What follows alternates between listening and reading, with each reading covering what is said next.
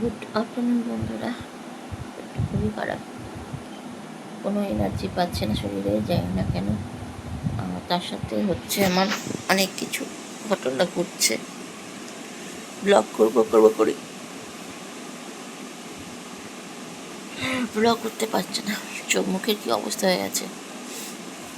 এখন দুদিন, এতদিন ভালোই ছিলাম, এই দুদিন মানে কি বলবো,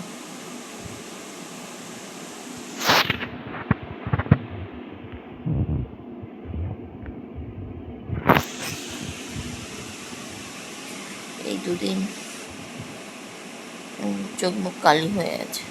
কারণ এটা খুব বড় প্রবলেমে পড়েছি আমি, যে প্রবলেমটা আমি এখন কাউকে বলতে পারছি না, প্লাস কারোর সাথে শেয়ার করতে পারছি না। আর তোমাদের ভিডিওতে আমি বলতেও পারবো না কী প্রবলেম। সেই চিন্তাটা আমি এখন নিজের মধ্যে রাখছি।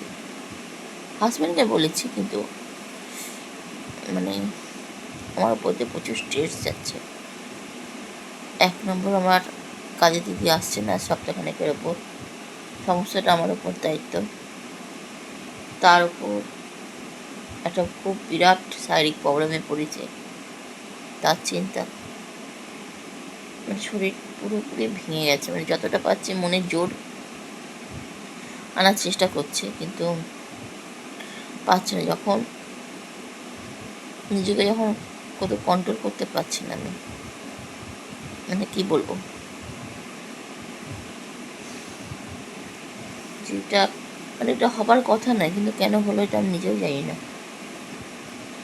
এত কিছু মেনটেন করে পারছি না থাকতে। আমি প্রচুর স্ট্রেস যাচ্ছে শরীরের মধ্যে, অত্যধিক চিন্তা। মানে এত চিন্তা করে ভাবছি কী করবো, চিন্তা করেও তো কিছু করার নেই। দেখি শনিবার ডাক্তার দেখাতে যাবো, একটা শারীরিক প্রবলেম হয়েছে, সেখানে মানে সেটাই বেশি চিন্তা। কাজে দিদি আসছে না বা কাজ করতে হচ্ছে সেটা চিন্তা না, চিন্তাটা হচ্ছে আমার শারীরিক অবস্থাটাকে নিয়ে। দেখা যাক কী হয়। কারণ শনিবার আলিমুদার নাম লেখাবে, শনিবার ডাক্তারখানায় যেতেই হবে আমাকে। মানে এটা যতদিন না মিটছে আমি মন করে হাসতে পারছি না। হয়তো বলবে যে